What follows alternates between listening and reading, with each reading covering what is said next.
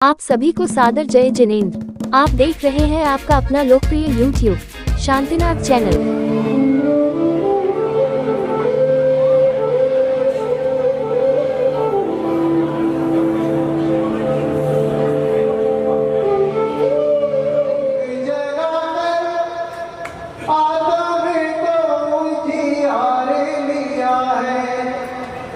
कोई नहीं है तुम सब दूजा, ये सबने स्वीकार लिया है। दुनिया का हर माना तजबर वेश दिगंबर उतार लिया है। यूं लगता है फिर से धरा पर वीरा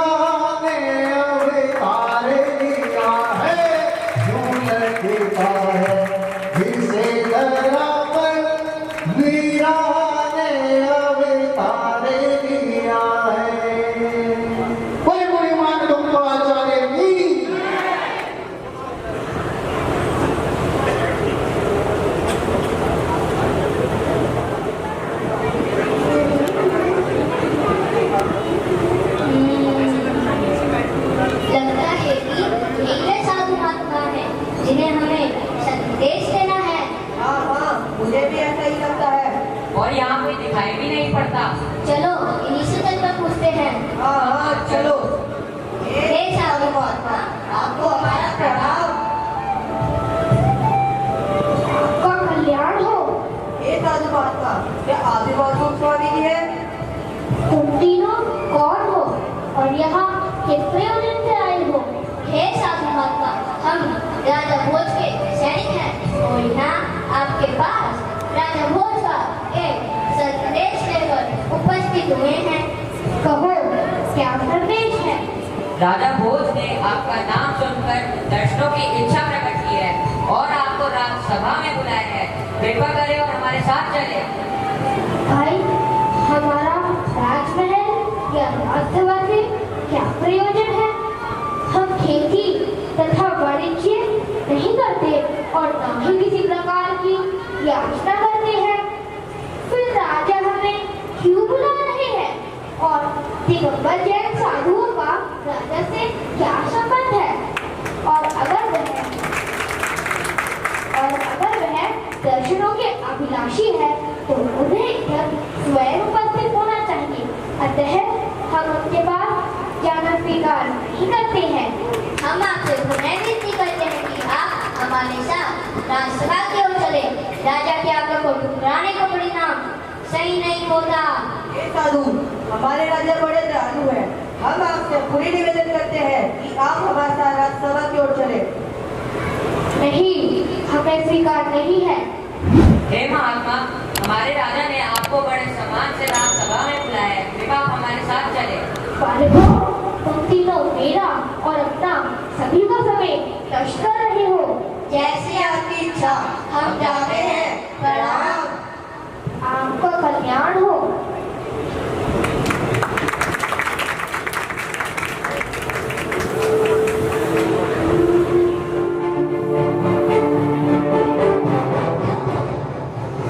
सैनिक, कहो क्या समाचार रहे हो? कहाँ है वो महातुम मुनि? महाराज, उन साधु महात्मा ने यहाँ राजसभा में आने से इनकार कर दिया। राजसभा में आने से इनकार कर दिया? जी महाराज, इनकार कर दिया। उन्होंने कहा कि हम पर किसी भी राजा की आज्ञा का कोई प्रभाव नहीं पड़ता और ये भी कहा कि अगर राजा दर्शनों का अभिलाषी है तो उन्हें स्वयं ही आना चाहिए। अतः हम उनके पास जाना स्वीकार नहीं करते। बहुत बढ़िया। ना तो आज्ञा का उल्लंघन। जी महाराज, ऐसा ही है। हे राजन, यह तो सरासर राज्याज्ञा का उल्लंघन है। हमें ऐसे सभ्यता स्वीकार नहीं। हे राजन, यह जानकर जनता में आक्रोश फैल जाएगा कि राज्याज्ञा का उल्लंघन हुआ है। और तो और, अगर इस विषय में कोई कठोर कार्रवाई नहीं की गई तो जनता ने अंकुश उठेगी। हे राजन, मैं आपसे निवेदन करता हूँ कि इन कथित महात्मा को पकड़कर बुलवा लिया जाए। जी राजन, जी महाराज। आप ठीक कहते हैं कालिदास जी। सैनिकों, आदेश करें राजन। जाओ और उन साधु को पकड़कर बंदी बनाकर हमारे समक्ष उपस्थित करो। जो आज्ञा राजन। हे राजन, यह हम क्या कर रहे हैं राजन? ऐसा कर ना करें, यह धर्म नियम के विरुद्ध है। ऐसा धर्म ना करें राजन, ऐसा धर्म ना करें। अनर्थ हो जाएगा राजन। आपसे विनती है, आप ही अपना कठोर आदेश वापस ले लें। और कुछ सुनना नहीं चाहते। सैनिकों, आज्ञा का पालन हो। जो आज्ञा राजन।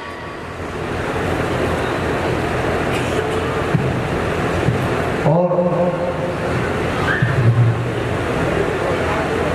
इस बीच सारी चर्चा देख रहे महामंत्री बोल उठते हैं।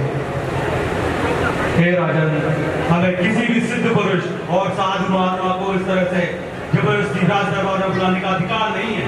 हमें पहले कारण जानना चाहिए कि वे क्यों नहीं आ रहे हैं। हे महामंत्री जी, हम कुछ सुनना नहीं चाहते। आप क्या चाहते हैं कि आज के पश्चात राज्य का प्रत्येक नागरिक इसी प्रकार राजा का उल्लंघन करता रहे और हम यहाँ बैठकर विचार विमर्श करते रहे? नहीं।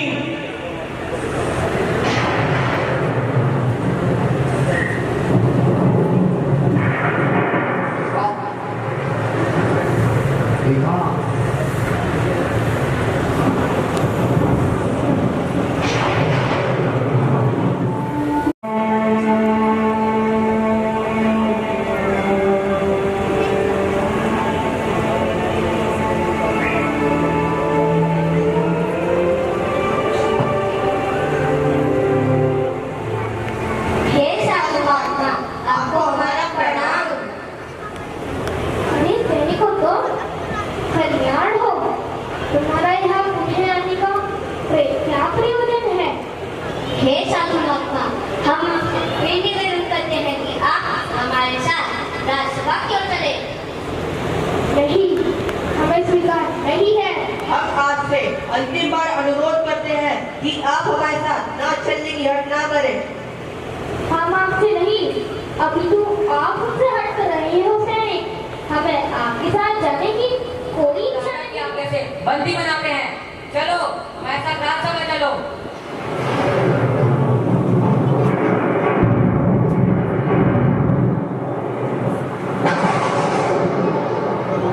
तभी घोर वर्षा के साथ बिजली चमकती है और घोर आकाशवाणी होती है। हे परिराज, आपको इन सैनिकों के साथ जाना चाहिए। किंचित कोई महान कार्य होने को जा रहा है। परिराज, आप इन सैनिकों के साथ चले जाएं।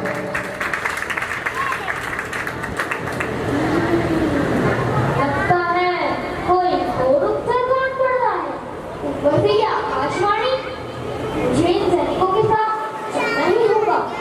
बताओ सैनिकों, कहाँ चलना है?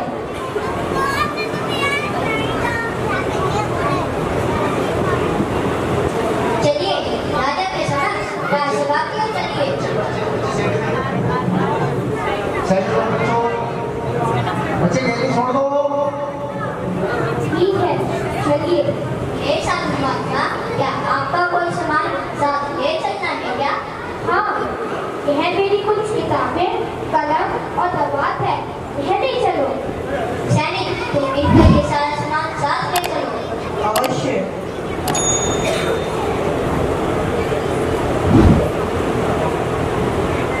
अरे सुनो। हे साधु महात्मा, यहाँ मैंने सुना है यहाँ रामनगर में एक जैन मंदिर है। क्या तुम मुझे वहाँ के दर्शन करा दोगे? हाँ, क्यों नहीं। चलिए पहले वहीं चलते हैं।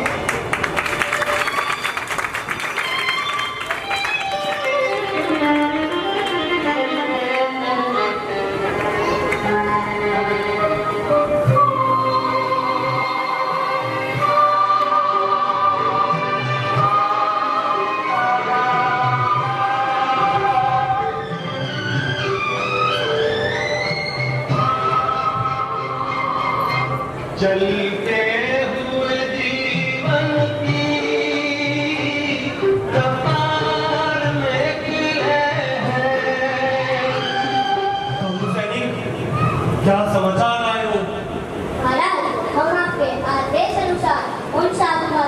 बंदी बनाकर ले आए हैं।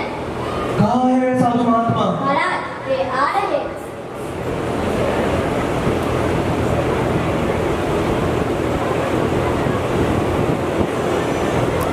और चारों सैनिकों के साथ मुनिमान उनका राज दरबार में प्रवेश। हे साधु महात्मा, हम क्षमा चाहते हैं किंतु आपके द्वारा की गई राज आज्ञा के उल्लंघन के कारण हमें इस प्रकार आपको राज दरबार में बुलवाना पड़ा। हे राजन, आप अपना प्रयोजन बताएं।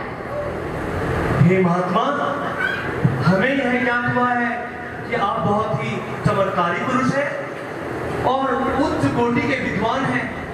हम चाहते हैं कि आप हमारे राजा के राजकवि श्रीमान श्री कालिदास जी के साथ शास्त्रार्थ करें अथवा कोई चमत्कार दिखाएं जिससे हम आपको यहाँ से स्वतंत्र कर सकें। हे राजन, जैन साधु कोई मनोरंजन की वस्तु नहीं होते। जय हो। वे तो अनंत ज्ञान का सागर होते हैं। साधु को तो मीठे पानी का कुआं जानना चाहिए, जहाँ पर प्यास बुझाने के लिए स्वयं आता है। किंतु तुम्हारा उद्देश्य क्या करना नहीं, अभी तो सिर्फ चमत्कार देखना है। इसलिए ना हम शास्त्रार्थ करेंगे और ना कोई चमत्कार दिखलाएंगे, क्योंकि चमत्कार का सार्थक प्रदर्शन करने वाले जैन साधु नहीं होते हैं।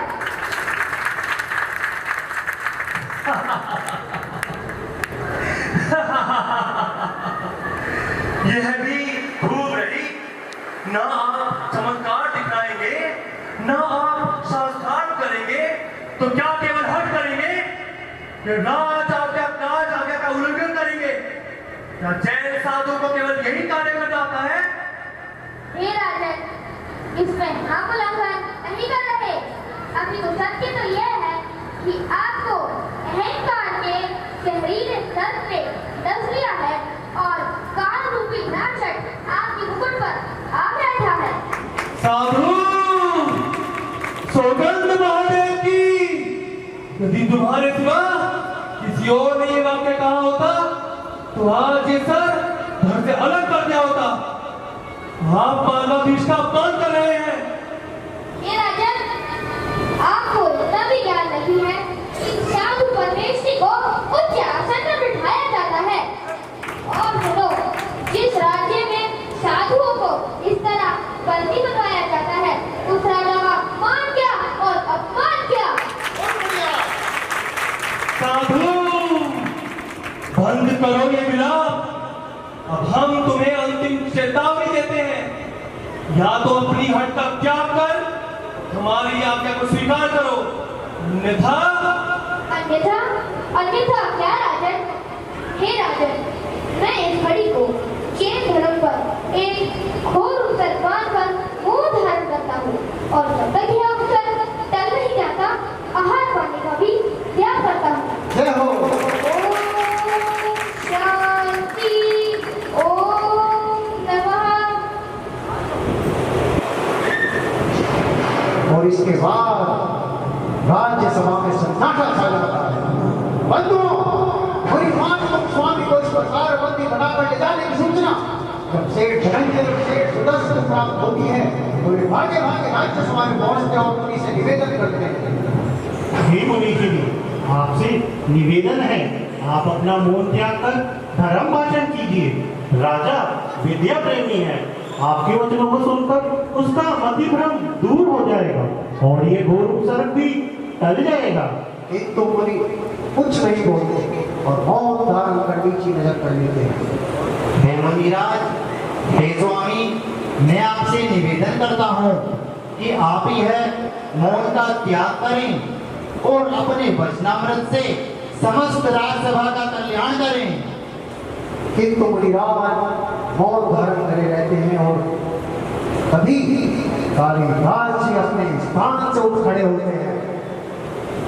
हे राजन, इतने सभासदों के निवेदन के पश्चात भी इन साधु महात्मा ने अपना मौन नहीं तोड़ा। यह सरासर आपका अपमान है। हे नरोत्तम, मैं आपसे राजहित में निवेदन करता हूँ कि इस दुष्ट साधु को कठोर से कठोर दंड मिलना चाहिए, ताकि संपूर्ण नगरवासियों के लिए यह सबक बन सके और कोई भी भविष्य में राजाज्ञा का उल्लंघन करने की कल्पना भी ना कर सके। बस बहुत हुआ नीचे का विलाप। सैनिकों,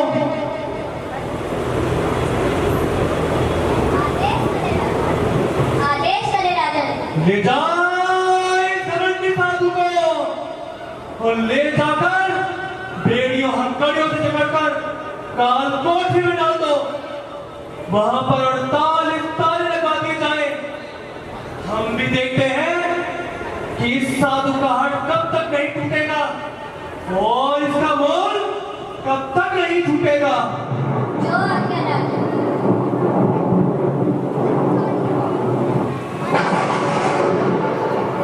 हे राजन, हम में भाव के ढीले न भाई आल्य हैं। ये तो चारित्र के सच्चे हिमालय हैं। मंदिर की मूर्तियां तो मौन रहती हैं। ये तो चलते फिरते हिमालय हैं। ये तो चलते फिरते हिमालय हैं। हे राजन, मैं आपसे पुनः निवेदन करता हूँ, कृपया अपना आदेश वापस ले राजन। ऐसा धर्म ना करे राजन, ऐसा धर्म ना करें। लेकिन राजा तुमने तो आज सोच लिया था कि आज मैं किसी की कोई बात नहीं सुनूंगा।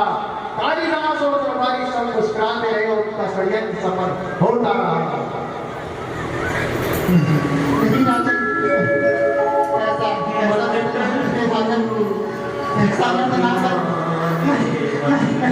नहीं राजन, ऐसा ना कर।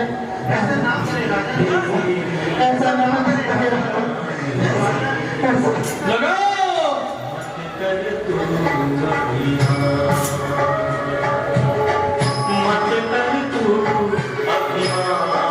कोशिश करो।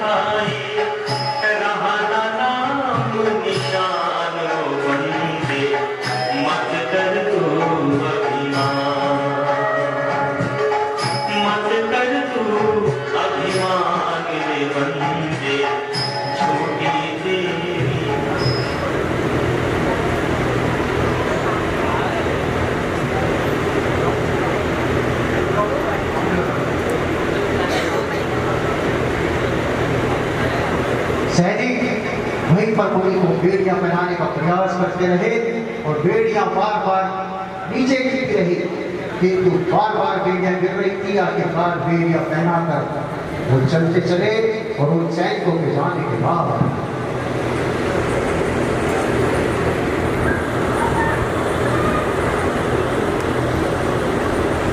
अरे महामंत्री जी, आपका यूं झुका हुआ सर, यूं झुकी हुई नजरें देखकर हमको अच्छा नहीं लग रहा है। हे राजन, आज इस सभा में जो कुछ भी घटित हुआ उसको मैं इस संदर्भ में एक बहुत पुरानी लोकोक्ति भी है, इसको आज चट्टान होते हुए देख पा रहा हूँ। वह क्या है महामंत्री जी? वह है विनाश काले विपरीत बुद्धि। महामंत्री जी, आप क्या कहना चाहते हैं? हे राजन, आप जैसे धर्मात्मा विद्या प्रेमी राजा से इस तरह के आचरण की अपेक्षा नहीं थी राजन। हम विवश थे महामंत्री जी। व्यवस्था? कैसी व्यवस्था राजन? आप अपनी व्यवस्था का टुकड़ा होकर अपने कर्तव्य से दूर नहीं मोड़ सकते, उससे भाग नहीं सकते। आप राजा है राजा। राजा कभी के अधीन नहीं होता, अपितु वह सही समय पर सही निर्णय करता है, जिससे कि समस्त राज्य में संतुलन बना रहे। क्या आप नहीं जानते राजन, एक राजा के कर्मों का समस्त फल उसकी प्रजा को भोगना पड़ता है, चाहे वो उसका सत्कर्म हो या उसके द्वारा किया गया कोई अधर्म। हे राजन, आज लगता है आपने स्वयं अपने राजधर्म की मर्यादा का उल्लंघन किया है। महामंत्री रोहन, आप अपनी सीमाओं का उल्लंघन कर रहे हैं। क्षमा करें राजन, क्षमा करें, किंतु आज आपकी ये ऊंची आवाज मेरी आवाज को दबा नहीं पाएगी। एक मंत्री का कर्तव्य होता है अपने राजा को समझ कर जैसे त्याग कर दिया है। हे राजन, आपके द्वारा यह किया गया अधर्म, यह कुकर्म युगों युगों तक याद रखा जाएगा। आज जो घटना इस सभा में घटित हुई, कल को इस नगर के हर चौराहे पर घटित होगी और हम सभी मात्र मूक दर्शक बने देखते रहेंगे, क्योंकि यह प्रजा तो बड़ी बोली है, सिर्फ राजा का आचरण अनुसरण करना ही जानती है। हे प्रजावत्सल, अभी भी समय है, आपसे करवत प्रार्थना करता हूँ, अपने निर्णय में पुनर्विचार करें। मुनिमान तुम जी को आदर सहित कारागार से मुक्त करके अपनी भूल का पश्चाताप करें। महामंत्री जी, हम अब और कुछ सुनना नहीं चाहते। एकांत। महाराज की जय हो। इस प्रकार राजा किसी के भी समझाने पर नहीं मानता और एक एक करके सभी चले जाते हैं।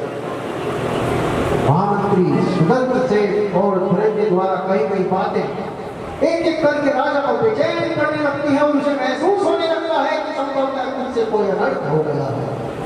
वह इसी परेशानी की स्थिति में चिंतन करने लगता है।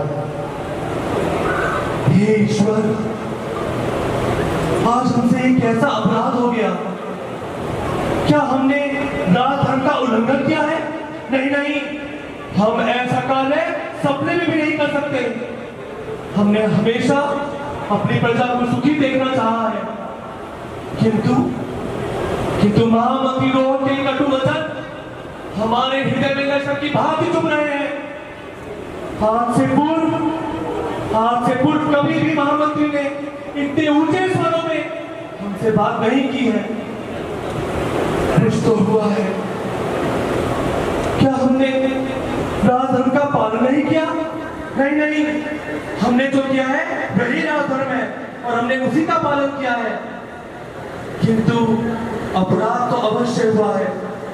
हे ईश्वर, हे भोलेनाथ, अब मैं क्या करूं, कहां जाऊं, किससे अपने प्रश्न पूछूं?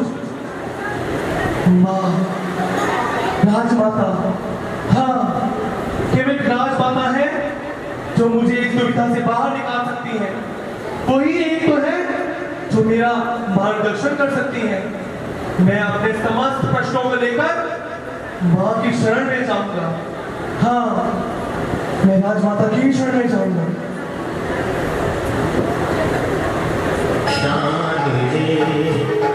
मत कर तू अभिमान।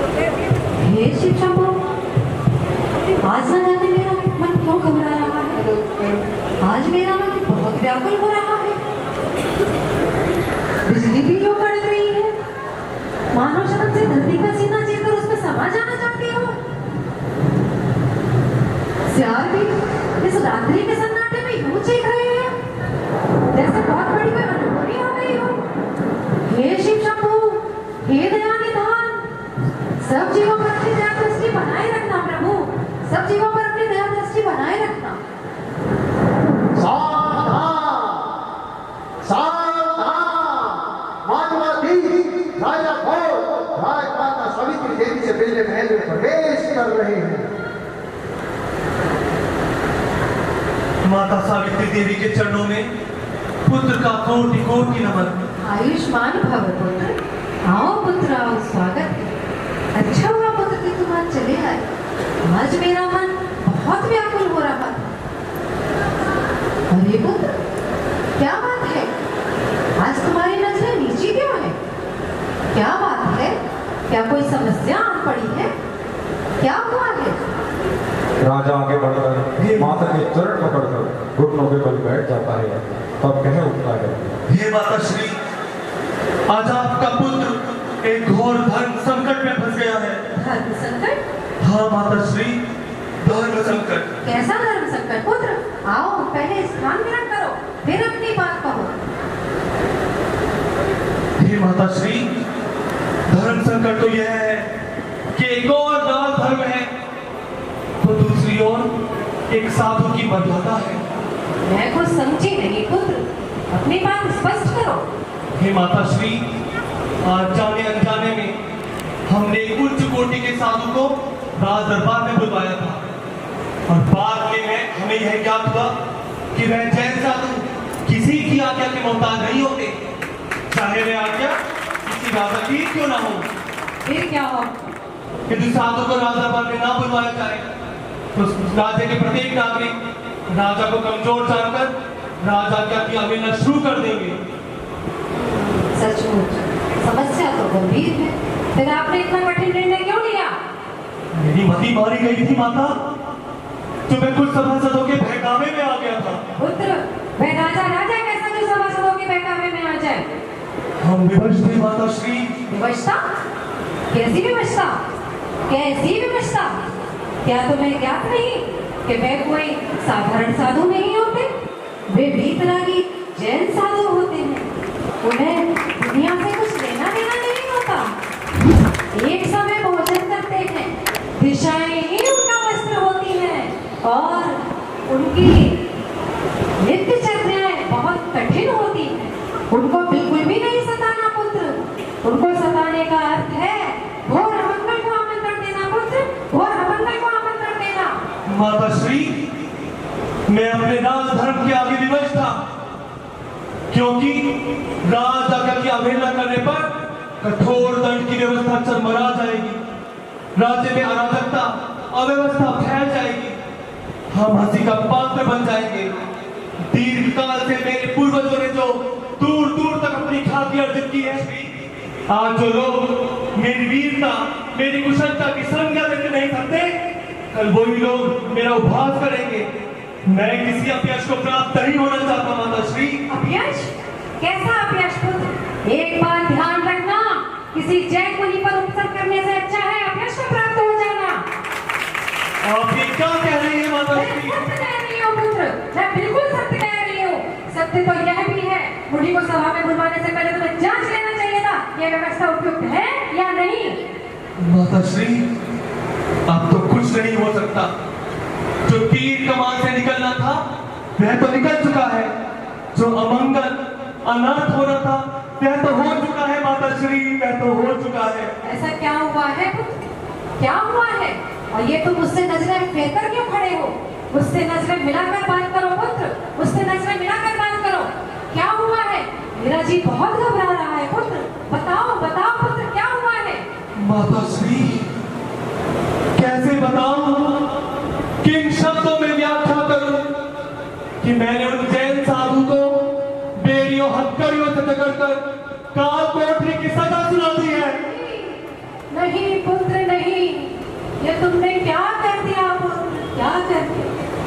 तुमको आभास भी नहीं है तुमने कितना बड़ा घोर अनर्थ कर दिया है पुत्र, घोर अनर्थ कर दिया है। सत्य कह रही है माता श्री।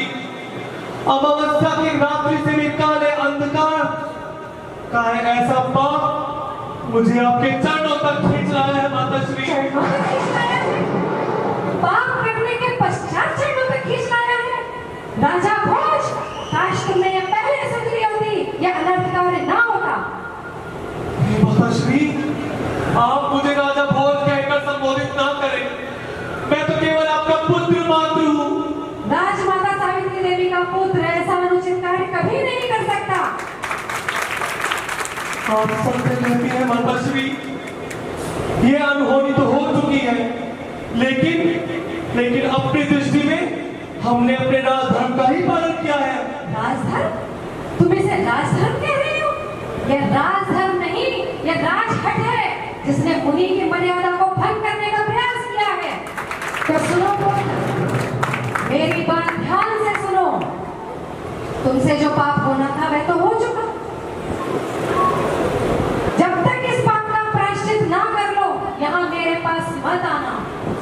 मैं महाराज सिंधुराज की पत्नी सावित्री देवी ईश्वर को साक्षी मानकर तुम्हारा परित्याग करती हूँ। नहीं, तुम्हारा परित्याग करती हूँ, तुम्हारा परित्याग करती हूँ।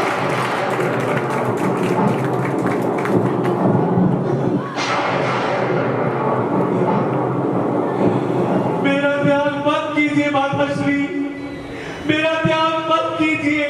पुत्र पहले हूँ, यदि आपने मेरा त्याग कर दिया तो मैं ऐसे राजपाट, वैभव, राजभोग का क्या करूंगा? आपके सिवा मुझे यह संपूर्ण पृथ्वी शमशान की भांति दिखाई जान पड़ती है। आप तो मेरा श्वास हो माताश्री, आप मेरा श्वास हो। मेरा परित्याग मत करो माताश्री, मुझे ऐसा कठोर दंड मत दीजिए, मुझे अपने से विमुख मत कीजिए माताश्री, मुझे क्षमा कीजिए माताश्री, मुझे क्षमा कीजिए। क्षमा मुझसे क्यों मांगता है मूर्ख? जाकर उन जैन साधु से क्षमा मांग। यदि तुम अपनी माता को पुनः पाना चाहते हो तो जाकर पहले अपने अपराध का प्रायश्चित करो। तुमने मेरी कोख को लज्जित करा है। राजा भोज, मैं अब तुम्हारा मुख भी नहीं देखना चाहती। मैं जा रही हूँ राजा भोज, मैं जा रही हूँ।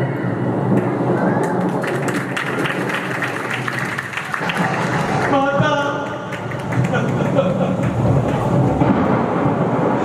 माता, अपने पुत्र को यूं छोड़कर मत जाओ माता। अपने इस पुत्र को छोड़कर मत जाओ। राजमाता चली गई, अपने इस पुत्र को यूं अकेला छोड़कर चली गई। मैं कहाँ जाऊंगा? किसी आंचल में जाकर सर छुपाऊंगा?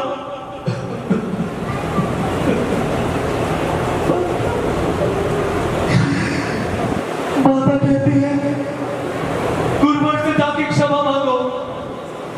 किस मुंह से मैं गुरुवर के समक्ष जाऊं? ऐसा घोर अपराध करने के बाद क्या मैं गुरुवर का सामना कर पाऊंगा? कर पाऊंगा? नहीं।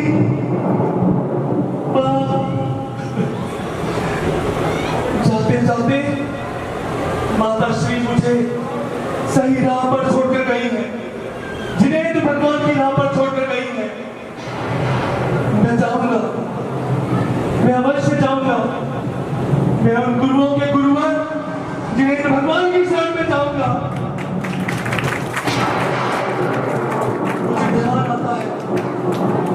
मुझे ध्यान आता है कि जब धनंजय सेठ के पुत्र को विषैले सर्प ने डस दिया था तो उन्हीं की भक्ति से उसे जीवनदान मिला था। आज भी एक पुत्र जीवन और मृत्यु के प्रश्न के बीच आ खड़ा है। हे जिनेंद्र भगवान, मेरी रक्षा कीजिए, मुझे अपने शरण में लीजिए। मैं भी आपका पुत्र हूं, मुझे मेरी रक्षा कीजिए प्रभु। इस विपत्ति रूपी समुद्र से मेरा उद्धार करो नाथ, मेरा उद्धार करो। माता ठीक कहती है, मैं पश्चाताप करूंगा। मैं महाराज विक्रमादित्य का वंशज, महाराज विक्रमादित्य का पुत्र राजा भोज ये प्रतिज्ञा करता है कि जब तक मुनि का अवसर दूर नहीं होगा मैं अन्न और जल का ग्रहण नहीं करूंगा। मैं अन्न जल का त्याग करता हूं, मैं अन्न और जल का त्याग करता हूं। यह कहकर राजा भोज वहीं पर बैठकर भगवान को नमन करना और भजन का आरंभ हो जाना। वहीं पर बैठ जाते हैं और चिंतन करने लगते हैं।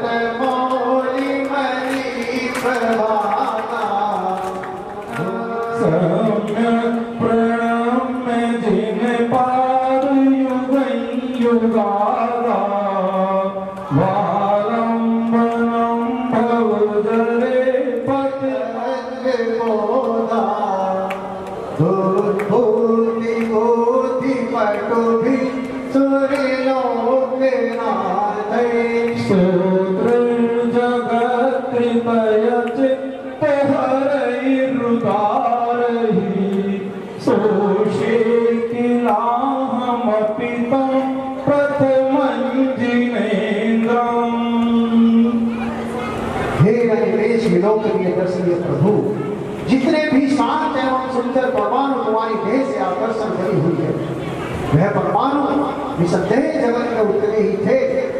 यही कारण है कि आप जैसा स्वरूप दुनिया में दूसरा नहीं है, और आपको देखकर फिर अन्य मानव के नए संतुष्ट नहीं होते। ठीक ही है कि क्षीर सागर का मीठा जल पीकर भला और सारे समुद्र का पानी पीना चाहेगा। आप जिस जननी के गर्भ में आए, वह भी महानता को प्राप्त हो गई। सैकड़ों सर्वत्र सैकड़ों नारियां सैकड़ों पुत्रों को जन्म देती है, किंतु आप जैसे पुत्र को देने वाली कोई साधारण स्त्री नहीं हो सकती। जिस प्रकार सभी दिशाएं तारों को धारण करती हैं, किंतु एक गुरु दिशा ही चलती है जो सूर्य को उत्पन्न करा करती है। हे प्रभु, आपका महत्व तो सूर्य और चंद्र से भी बढ़कर है। यह दोनों तो राहु से घिसे जाते हैं, अस्त भी होते हैं, बादलों से भी ढके जाते हैं, किंतु आपका तेजों में प्रकाश तीनों के समान तेज पुंज है, जिससे बड़े काल की वायु भी नहीं उठा पाती। हे प्रभु, देवांगनाएं भी आपके मन में विकार उत्पन्न नहीं कर सकती। अतः तीनों लोगों के नाम दुख हरता, सुख करता, दादा विघ्न विनाशी आपको मेरा बारंबार नमस्कार हो, नमस्कार हो, नमस्कार हो। हे धरती तल के आभूषण, तीनों लोगों के परमेश्वर, संसार समुद्र के शोषक, आपको बारंबार नमस्कार हो, नमस्कार हो, नमस्कार हो। तो ईश्वराय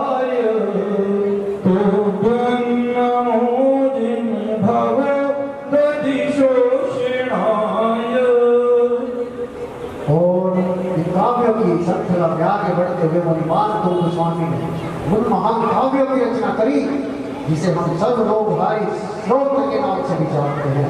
और वह काव्य 45वां शास्त्र भीषण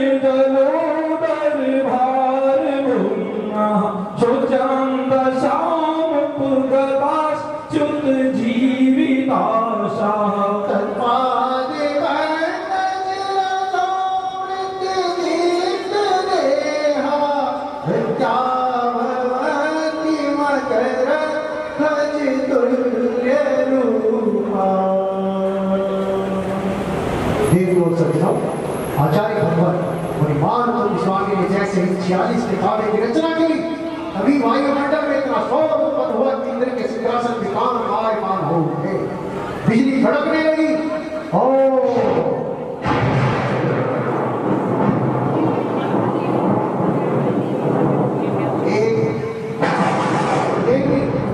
उत्पन्न हुई समस्त तारों को तोड़ गिराया और आचार्य भगवान को समस्त बंधनों से मुक्त कर दिया।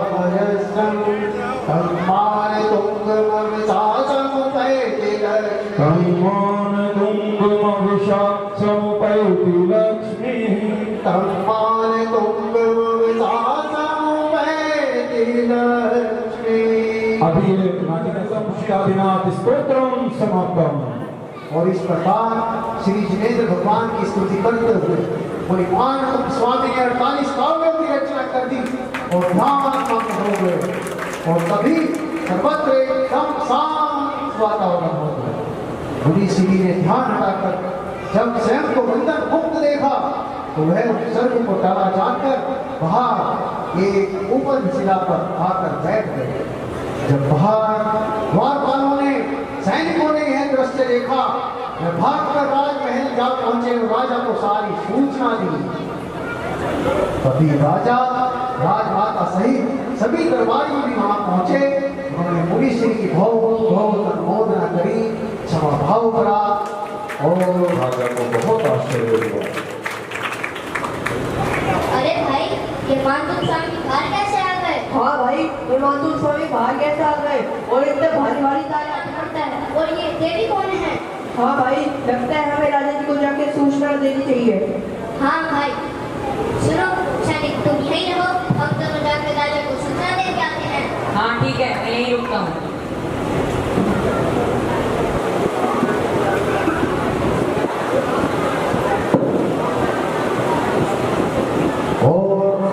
सैनिक राजा को लेकर पहुंच जाते हैं अरे और पीछे पीछे सभी लोग। ये हम क्या देख रहे हैं? साधु महाराज काल कोठरी से बाहर बैठे हैं। ये कैसे संभव है? और ये ताले कैसे टूट गए? जिन तालों को बड़े बड़े दिग्गज सूरमा हिला तक न पाए, वो पृथ्वी पर फूल की भांति पड़े हैं। ये बेड़ियां कैसे टूट गई? आश्चर्य है। इसका अर्थ है सैनिक सत्य कह रहे थे, अवश्य यहाँ कोई वज्रपात हुआ है। अरे ये देवी कौन है? उनसे ही पूछते हैं।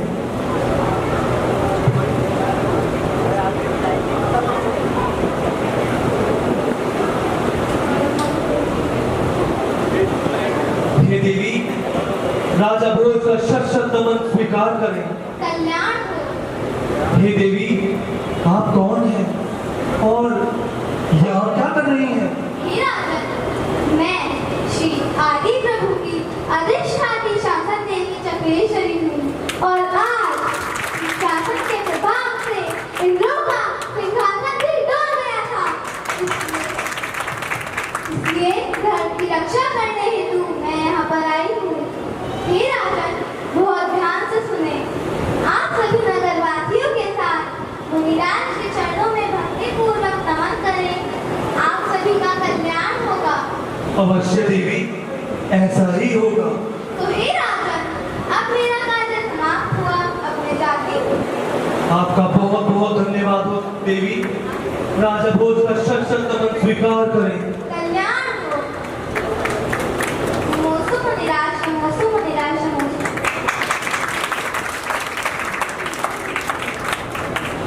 हे मुनिवर, हे मुनि श्रेष्ठ, कृपया अपने मौन का त्याग करें और हम सब की दृष्टता के लिए हमें क्षमा करें। मुनिवर, हमें क्षमा करें। सभी क्षमा याचना करते हैं, किंतु मुनिराज तो ध्यान में मग्न मौन है। राजा बार बार विनय करता है, किंतु मुनिराज का मौन धारण रहना और यह देखकर राजा उदास हो जाता है। तब सेठ संजय आते हैं। हे राजन, आप उदास ना हो। मुनिराज तो बहुत ही दयालु हैं। आइए राजन, मुनिराज के चरणों में बैठकर हम सभी उनसे विनती करते हैं। आइए राजमाता, आप भी आइए। आपका बहुत बहुत उपकार है सेठ साहब।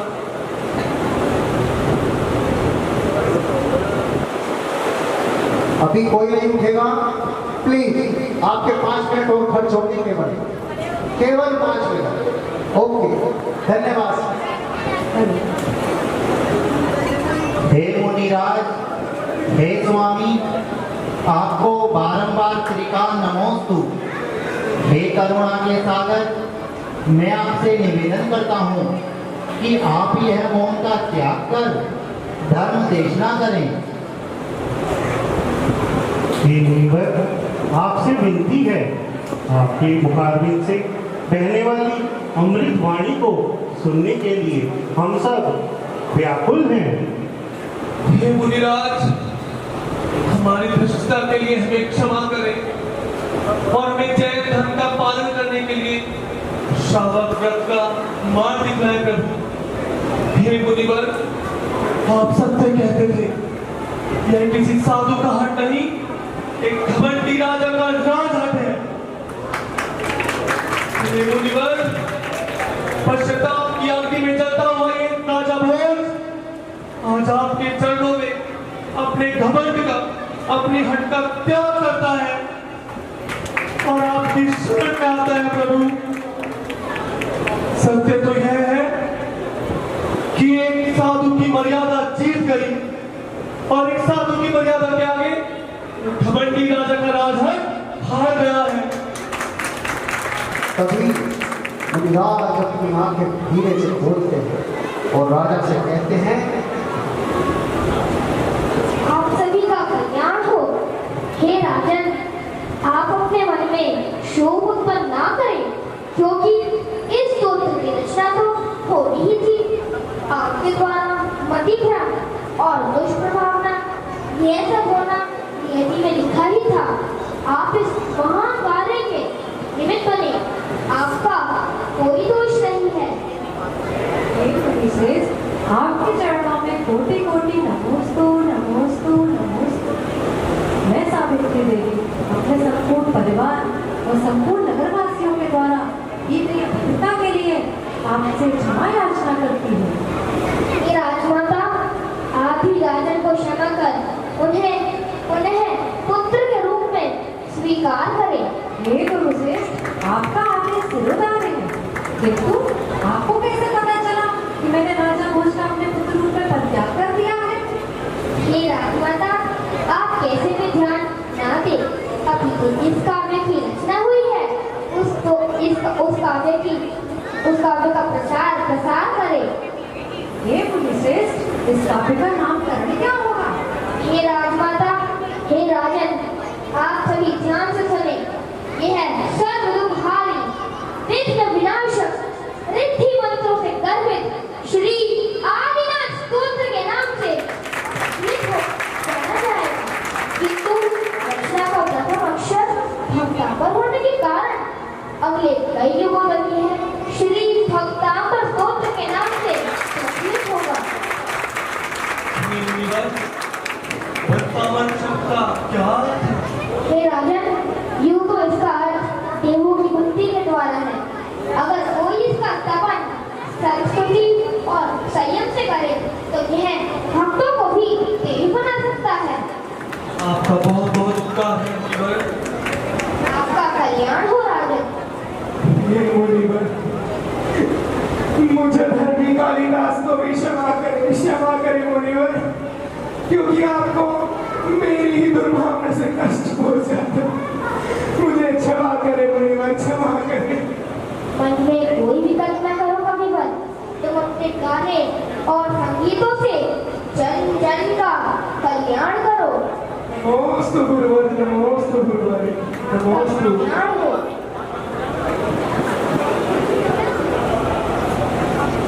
हे राजन, मैंने सुना है यहाँ रामनगर में एक जैन मंदिर है और उसका 3 शिखर का नवनिर्माण हो रहा है। आपने सत्य सुना है मुनिवर? अति सुंदर। आपको भी इस मंदिर के बनने में योगदान देना चाहिए, जिससे कि ये भव्य मंदिर का निर्माण हो सके। हे राजन, संपूर्ण नगरवासियों ने आपके आहार की व्यवस्था की है। आहार के पश्चात समस्त नगरवासियों ने आपके आहार की व्यवस्था की है। आपके आहार के पश्चात हम स्वयं आपके साथ बिहार में चलेंगे। आपका कल्याण हो राजन। और इस ताकत से जय परम पूज्य प्रथम तीर्थंकर आदिनाथ भगवान की जय, भक्तामर स्तोत्र की जय। बोलिए 108 मुनि मानसोपाचार्य की जय। इस नाटिका से प्रसन्न होकर हमारे शिवजी जी ने नाटिका के कलाकारों को प्रदान कर रहे हैं। मैं सभी का धन्यवाद करता हूँ। और 500 रुपए की धनराशि उससे पहले सोमजी जैन, सुनीता जैन परिवार ने नाटिका को प्रदान किए थे। इसके बाद हमारे महान राजा भोज यश जैन, एवरग्रीन राजा हमारे। हाँ जी, एक मिनट दिलीप जी कुछ कहना चाहते हैं।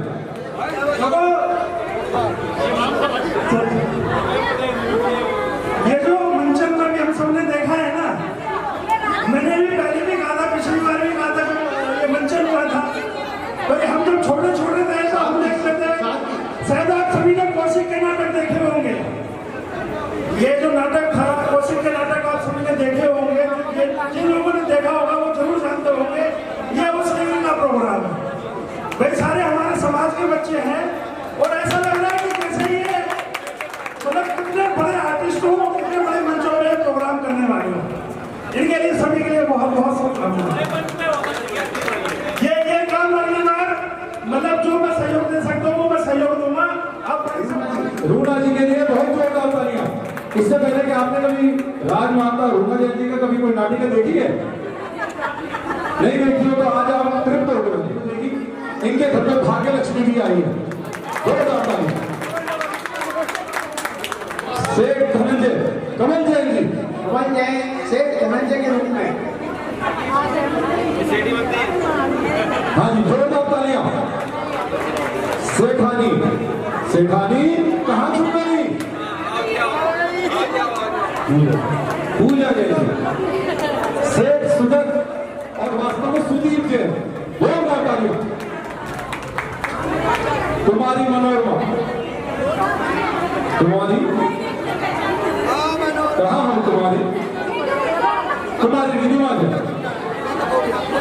कालिदास, अरे भाई कालिदास कहाँ है रे? आ जाओ। देखो आज सबकी ताली एक तरफ और इस बच्चे के लिए बिल्कुल अलग एक तरफ। एक कभी हाथ उठे ना, इस बच्चे ने लाइव परफॉर्मेंस दी है आपको हारमोनियम पे। लाइव आपके घर में कोई बच्चा है जो लाइव परफॉर्मेंस दे सके इतने बड़े समाज में? बेस्ट पार्ट ऑफ द नाटक हमारे प्रिंसिपल कहना है बेस्ट पार्ट ऑफ द नाटक। मैंने आज तक किसी बच्चे का नहीं देखा था। मेरा मन था खाली 2 मिनट का कराऊंगा, लेकिन देखने के बाद मैंने कहा जितनी तेरी इच्छा हो ना कर दे, तो 7 मिनट में जाके ब्रेक लग गया। ये बहुत जोरदार ताली। मोहित जैन दरबारी मोहित जैन यहाँ भी हाथ इनकी तो इनाम देख के सबने देखे मेरा आग भी नहीं खुलती। रिदम जैन इसके बारे में बात बताता हूँ। पहले दिन इस बच्चे को जब मैंने इसकी रिहर्सल कराई तो मैंने इसे रिजेक्ट कर दिया था बाहर। ये घर जाकर भूल गया। सैनिक विद्यालय देखिए बल्मीर नगर समाज से भी बच्चे यहाँ आ रहे हैं करने। सोचिए आपका रामनगर सैनिक समाज कहाँ जा रहे हैं, दूर दूर से लोग आपके यहाँ पे आ रहे हैं करने। प्रहरी सचिन जैन ये हमारे प्रहरी भी हैं, हमारे कोष अध्यक्ष भी हैं, हमारे रामनगर विद्यालय के, और साथ साथ ये साजिंदे भी हैं कालिदास के दरबार में, सचिन जैन जी, और यही कार्यकारिणी हाँ। अच्छा, और अब एक इनाम इस नाटक की आंसू भर के कैसे कहूँ, इस नाटिका के लिए उन्होंने कितना सफर करा है, कितनी बार मुझे ढूंढ कर रखा मैं नहीं जानता, लेकिन नाटिका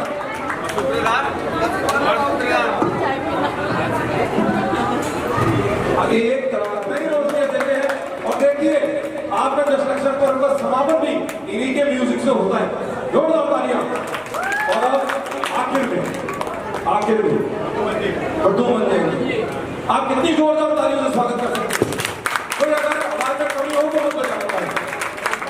और आप सभी का धन्यवाद, आभार, अभिनंदन। आपने लगभग 2.5-3 घंटे हमें दिए और इस नाटक को खूबसूरत और सफल बनाने में। चैनल को अभी सब्सक्राइब करें व इस वीडियो को लाइक, कमेंट व शेयर अवश्य करें।